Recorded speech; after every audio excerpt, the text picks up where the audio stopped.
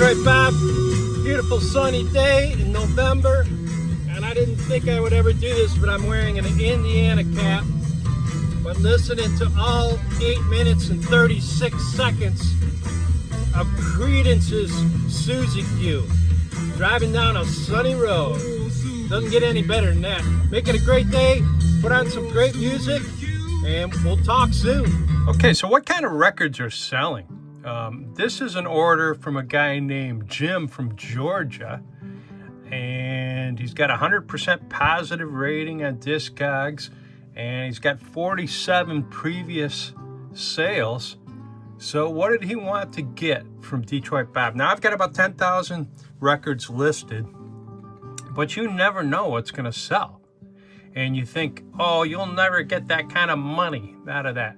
Okay, well, here's one. Robert Palmer, Addicted to Love.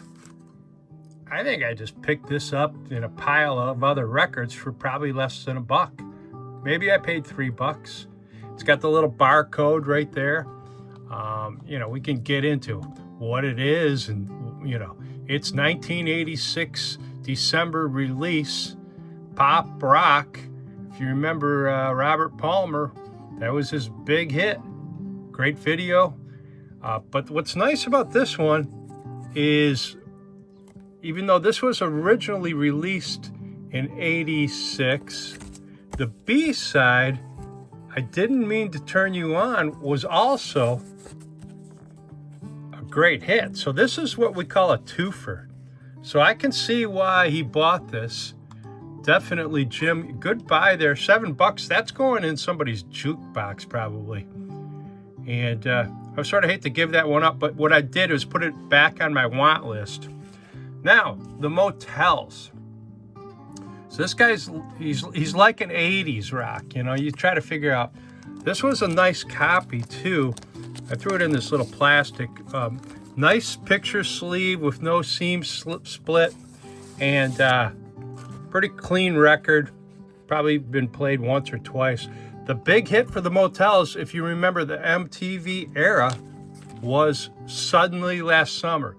Very slow but hypnotic song. It came out in '83, and that was a big year. To get on MTV in '83 was huge, because Prince, Michael Jackson, everybody, Kaja, Goo was out there, and the motels just come along with a slow sleeper, and that was their contribution that year to the MTV onslaught, if you will. That's when they played 5 videos in a row, right? Now, let's see what else we got. We're going, throw a little more light on there. We're going sort of 80s here. Jim likes the 80s. Now, this one, also a twofer. So this guy's digging for twofers. Now, this is an unusual twofer because it's somewhat new. Duran Duran, Ordinary World, that was one of their later hits, right? And you see the 4 jukeboxes only. So this guy's a jukebox guy. But maybe he just likes twofers. Save a Prayer for the Morning After. Remember that one? Now, near mint on this thing, I don't think it's ever been played. Maybe light play. A few scuffs on it. But still near mint. The median value on this is $8.75. The high value is $34.95, and $21.24 is what I sold it for. And that was probably the recommended price by Discogs. So you might have wanted to say, oh, I'm going to list it for the median value of $9. But no, that just shows you that there's emotional buyers that'll pay a premium to get that cool twofer. And Jim did. This was the biggest of his total $39 purchase. And then Clap for the Wolfman, nothing special here, but it is a little bit one of their lesser known hits. And I remember hearing this as a kid. It's a great song. You wouldn't think it was the Guess Who. But, No Sugar Tonight, No Time, Laughing, Undone, American Woman. But Clap for the Wolfman, pick that one up if you don't have it. The B-side, I can't tell you what it is. And then while I was looking through my Guess Who, I'm like, I got to put this in the jukebox. American Woman, here's a better copy. American Woman backed with No Sugar Tonight. Now, Jim didn't buy that, but I'm going to put it in my jukebox. So Jim sort of inspired me, and there you go. Total $39 sale. Shipping, I do $4.47. That gets me up to about 10 45s in a mailer, and I'll show you what I send them in. I'll box these up, and I'll show you a little bit of the process. All right, for these 45s, I use these mailers, and these are all perforated, and you can see how you can use different folds depending on how many you got in the box. But usually I can get 6 if I use that first fold right there, if you follow me. And then what's going to happen, these are going to go in there, just like that. Now what I do is I just cut these up and make my own little fillers. I don't like to ship I always put one in the front and then one behind. I don't like to ship off a bunch of 45s without a little packaging, just to give them a little bit of cushion. And don't forget, this is a nice bonus. He's getting the jukebox card. It almost fell out of there. But don't forget to put that in somewhat of a conspicuous place. I didn't list it as having a jukebox card, but people love that kind of those little extras. People love that. So we're going to put this together in a stack, and I'll show you what I do next. All right, this is pretty simple. I've got everything pretty much boxed up. I got a spacer or padding, the front and the back. It helps if you sort of pre-fold on these creases, so you're not,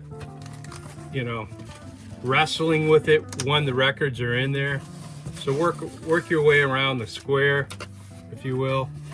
And so the way I do it, there's probably a dozen ways to do it, but you can see how nice and easy this is. Boom, there's the 2 sides. Now this flap is crucial. So however you set this first corner is crucial, because if you're off square there, then the whole thing's going to be screwed up. I just use cheap packaging tape. You don't have to go with anything heavy. As a matter of fact, the thinner the better. But setting that first piece of tape is really the key. If I'm on right there, which I am, I'm good to go. I'll go do the other side.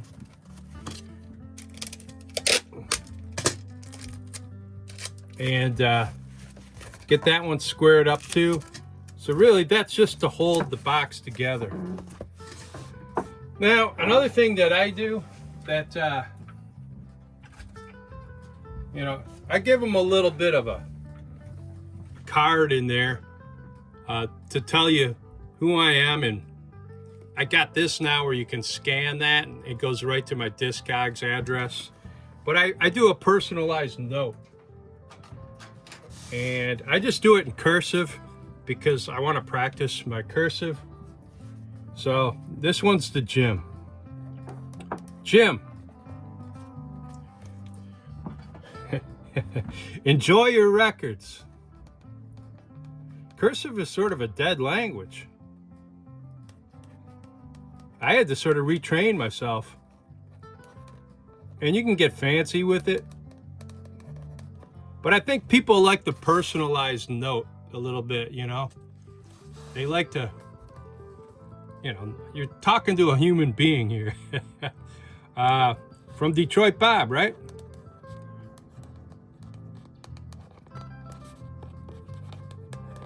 I give them a little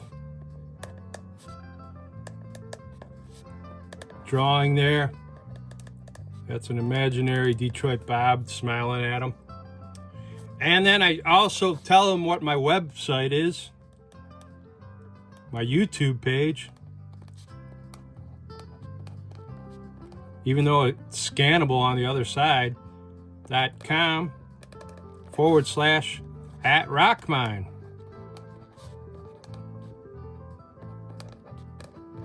They always say, give someone a reason to go to your site.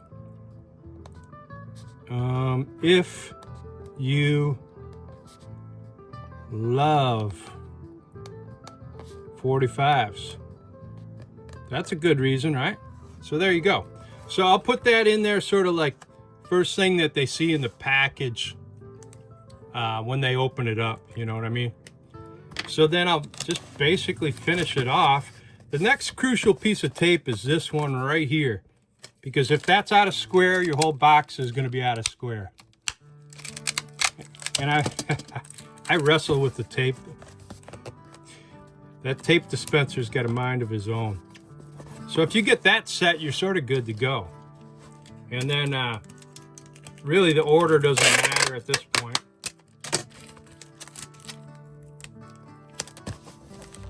Just want to get it tight so it's sort of like, so you're taping and holding it down at the same time. You sort of get an idea of what I'm doing here. And try not to have to retape. So I'm pressing, compressing, and then folding that edge. Get a nice seal there, and then go back over here.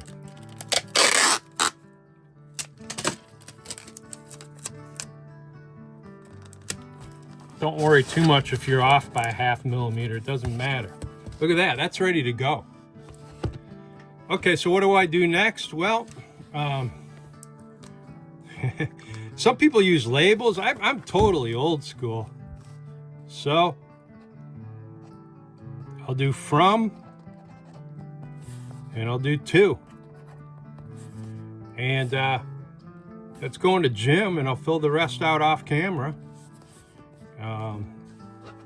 Let's just go from RockMine Enterprises, right? And I'll fill the rest of that in. I drive it to the post office. They'll slap a sticker on there, $4.47. You know, the stickers, and then you got to get a printer, then your printer runs out of ink, and then you're out of labels, and you ran out of labels, and the label's jammed. How long does it take you to just write out an address? 30 seconds? So that's what I do. And I'll get this out in the mail today. When I mail it, I'll send Jim a message that the record is shipped. $4.47 shipping, I can tell you that right now. This is going to be medium mail. It gets there just as fast as regular mail. And if Jim wants a tracking number, if he requests it, I can give it to him. But I usually don't give it because this is, you know, you're on the phone trying to type in like 12 or 14 numbers or whatever. But if he wants it, I'll give it to him. So this will go out in today's mail. All right, we got some more stuff to go through. We're trying to answer the question, what kind of records are selling? So I'm going to give you some real live data here, and then we'll go over some of this week's finds, and we'll go from there.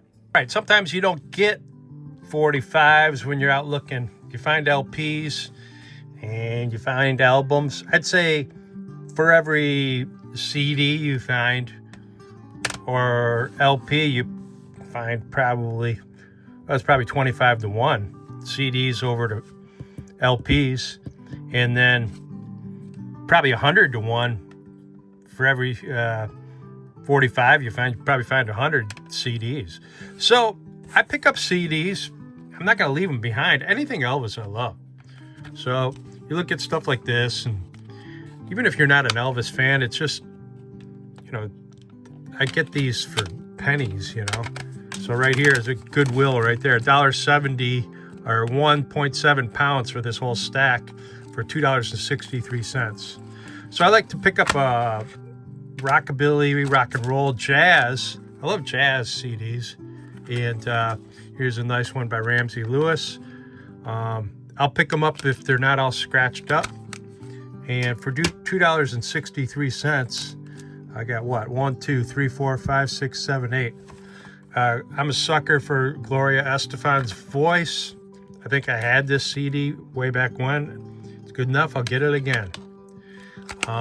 These are pretty cool too. These little, if you're a record collector, you want to know everything about certain labels. So sometimes like Sun Records will have a more extensive, comprehensive little greatest hits package on CD than you could find just about anywhere else. So everybody knows about Elvis, Johnny Cash, Carl Perkins, Roy Orbison, Jerry Lee, but about Howlin' Wolf.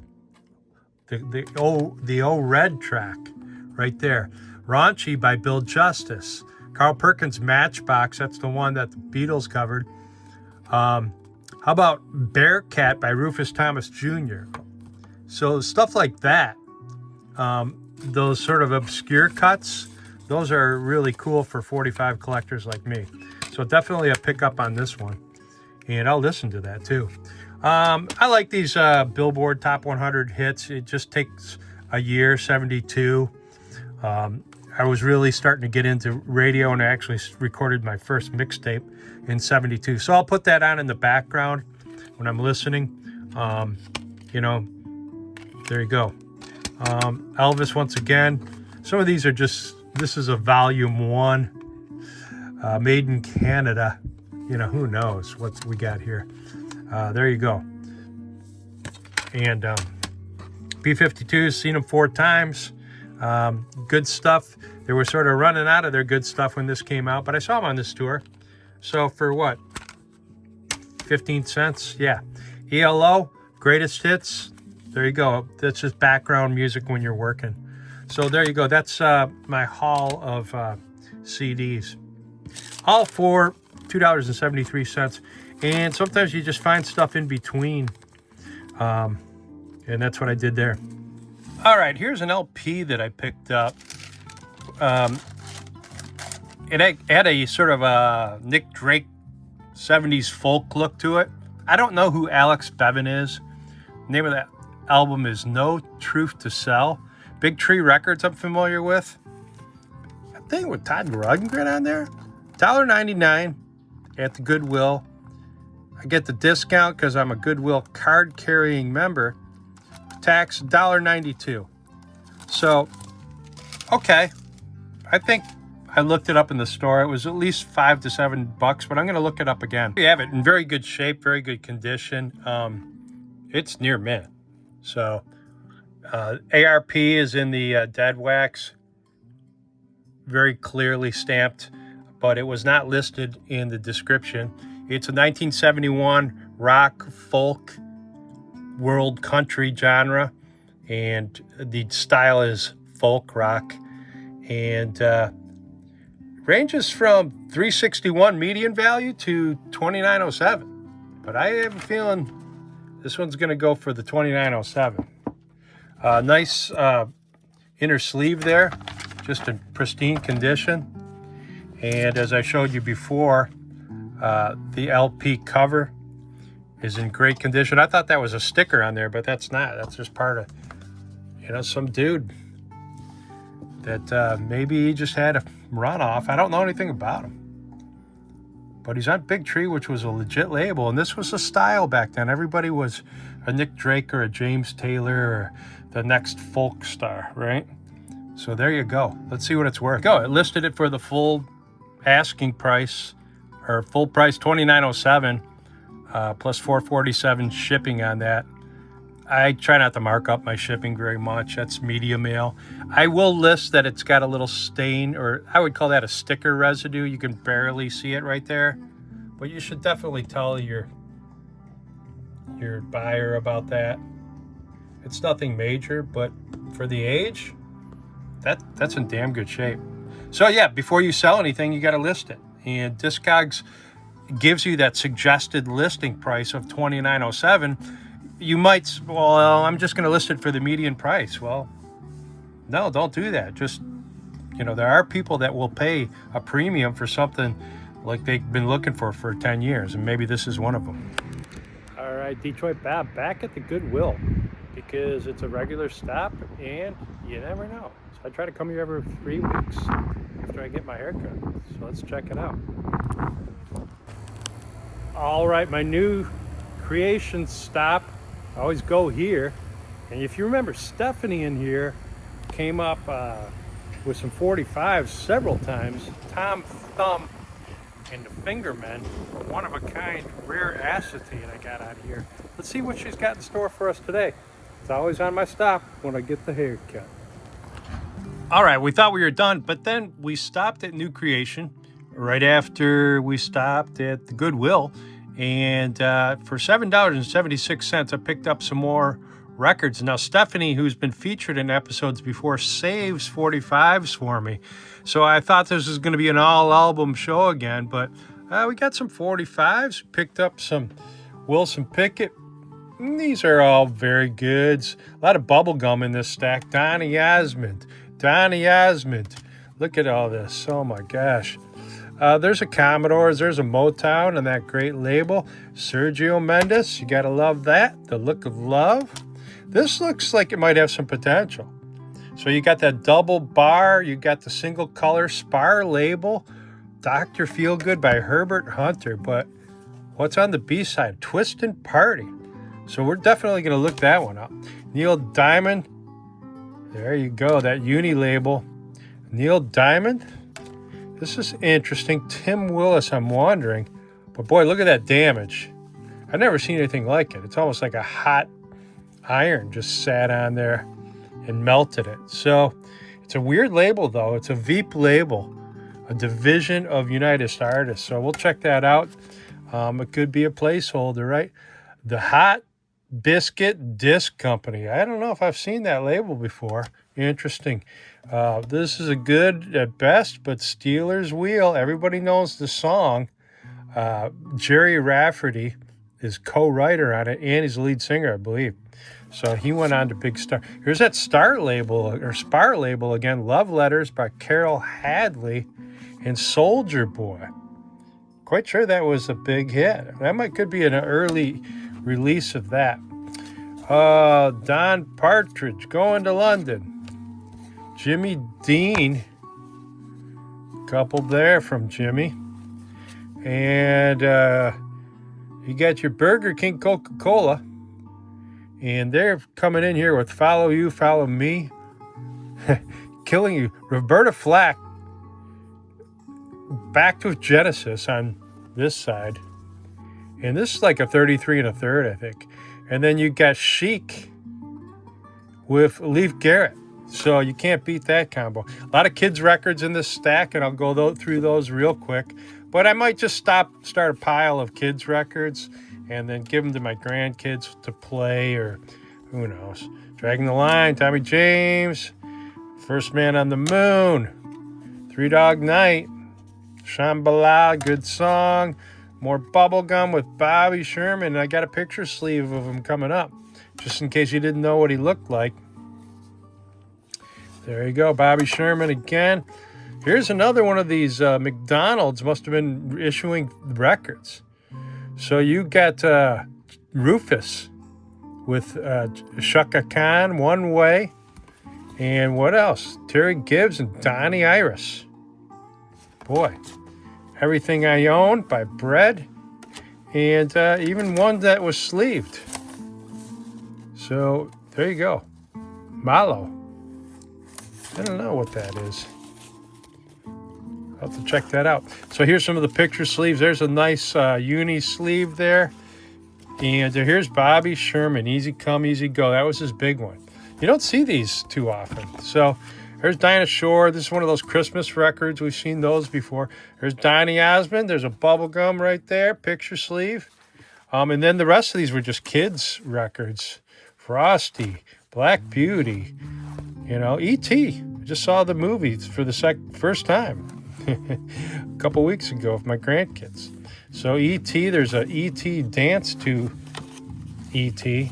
You got to love that. So sometimes there's crossover collectors that are into this kids stuff. All right, let's see what else we got. All right, we stopped also at Goodwill, and we spent $2.13, and I got 2 LPs. This one right here, the fabulous Charlie Rich, and I definitely wanted to pick that one up. And I don't have this one. So I think Charlie Rich, one of those guys, Sun Records originally, ended up on Epic. The Most Beautiful Girl. He's really a great treasure behind closed doors. He didn't get the big attention that the $1 Million Quartet did, but big old one. Now, African albums I've done real well with. So this said Africa Addio. I think it's an original motion picture composed by an Italian guy. some interesting pictures here. You go from a girl from a bikini to looks like an African tribesman attacking a rhino. So who knows what this is about, but I think anything from Africa is interesting, and potentially there's collectors out there. Persuasive Percussion. I think I have volume 1. And who knows, just a whole little album of percussive sounds, okay? And when stereo was first coming out, all this stuff was really wild because you could hear like separation at speakers, especially on the drums. And you see a lot of these early sort of stereo test out. Jerry Lewis and Gail Lewis in great condition. Now, I don't know if this was his wife that was supposedly 13 when he married her, that killed his career. But, Jerry Lee was pretty much canceled before we even knew what that term meant. But he got canceled. And he went on and had a long career. And he could play, he could sing. He was the killer. So there you go. He started to go more in a country direction, ends up on Smash Mercury. And Floyd Kramer. He's got a style on piano that you'll know when you hear it. So a lot of really good piano music on it, and he just sort of tickles those keys. He's not a big Jerry Lee Lewis type guy. He's a sparse player is how I would describe him. The top Nashville piano player. And there you go. He was on everybody's albums back then. So we're going to listen to that. Streets of Laredo's on there. Night Train to Memphis. So You Don't Know Me's on there. And I just pick up his stuff every time I see it. And those last 3 were from Goodwill. So the African album and Charlie Rich were from... Charlie Rich and the African album were from Goodwill. And then the last 3 were from New Creation. And not to be outdone, we got this little cassette here. And this is called... Get some more light on here. Come on, Bob. There we go. CC Music Factory and their one hit, right? Gonna Make You Sweat. Also known as Everybody Dance Now. So it looks like a cassette single. Remember these? I don't know. Maybe that's the whole album. Gonna Make You Sweat. So it had that song on it, that's for sure. But there's a collector out there that wants that, I'm quite sure. So I picked it up for 25 cents. And there you go. That's another issue of RockMine. I'm gonna pick a best of, what we call a gem of the week. And I told you, man, you don't get 45s, but then Stephanie comes out with 2 bags of 45s. So I did not go empty-handed on the 45 front. All right, we'll come back. We'll wrap it up with gem of the week. And the question asked, I should say, are records worth selling? Are old records worth selling? And the question is, yeah, I just sold a Duran 45 for $20. So let's dig into that some more in future issues. All right, here it is. These are the ones that were in consideration for Gem of the Week. I found the sleeve that went with this 33 1/3. And what caught my eye was Rufus with Chaka Khan. In 1981, I should know all these songs because that was a great year for high school in Metro Detroit. And what I really liked about this is this sleeve. It's a promotion sleeve where if you send in your money, $8.98, you get an album or cassette of either Donnie Iris, based off the one song that you heard, or Terry Gibbs, Rufus, or One Way. So Donnie Iris is probably the one I would have ordered. Love to see what's on this album because King Cool is the name of the album. He's out in the alley smoking a cigarette. And here's your little coupon that you would mail in if you order, $8.98, and shipping was $1. So it wasn't a cheap offer, but you got a color poster. So that's pretty cool. And let's see what's on that Donnie Iris album. So sure enough, this was the album with Love Is Like a Rock. And that was a huge mega hit off that album. But in this case, they gave you a taste of The Last to Know. I listened to it. It's a pretty good song, but it certainly wasn't a hit. So they sort of gave you probably this one for free. I don't know. Maybe they're passing them out at McDonald's when you went there. So that's that. Definitely a promo and sort of a unique item for somebody. This is a real cool album, too, or a record. Sort of a Santana-like jazz Latin fusion. What do they call it? Let's see what I can't even pronounce it probably. Suavecito back to Nena. All right. And these guys, well, Malo, they're called. And I think they're in the sort of the heels of Santana. San Francisco-based ensemble known for a blend of Latino rock, jazz, and blues. Founded in 1972. One of the first big explosions of Latin-influenced rock music. They recorded a couple albums for Warner Brothers. Looks like they had a pretty big thing going on there. And this was one of the singles. So it's a pretty good, it's for sale for $8. This one got me excited because of the label. Once again, that single color. But this one turns out to be a relatively mild spar label. It didn't rake up there as far as value. It seems sort of like 1950s Doris Day style stuff. I don't know who Carol Hadley is. She certainly doesn't show up on much. Matter of fact, this is the only thing I can see that she put out. But the label got me excited. Remember, single color, double bar, spar, sort of an obscure label there. So let's see what else we got. This one was a little odd. I hadn't seen that label before. Maybe 1967, A Little Rain Must Fall. And there you go. It turns out to be a decent record. And price-wise, I put it in very good condition. I got it sale for about $3.50. Remember, I paid for this whole lot only about $5. So already, if I sell one. Now, this got me real excited. Mr. Soul. Remember, if it's got the word soul in the title, you got to get excited. Obscure label, really single color label. But what do you see? Same thing I do. Look, someone took a hot iron to this thing, or like branded it with a that's just a burn mark. So this is in poor condition. So it'll never sell, but it's a placeholder. And I'm like, yeah, that if it would have sold, it's a high value of $13.50. Median value is $10.73 just on that one record. Here's a gem of the week. Right here. Dr. Feelgood, backed with the Twistin' Party by Herb Hunter with band. Not with the band, with band. And then you got to love that on Spar Records. Now, Spar Records, I've never really heard of them. Formed in 1961. So a little bit Tennessee, Republic labels, they were partnering with them. So it just an obscure label.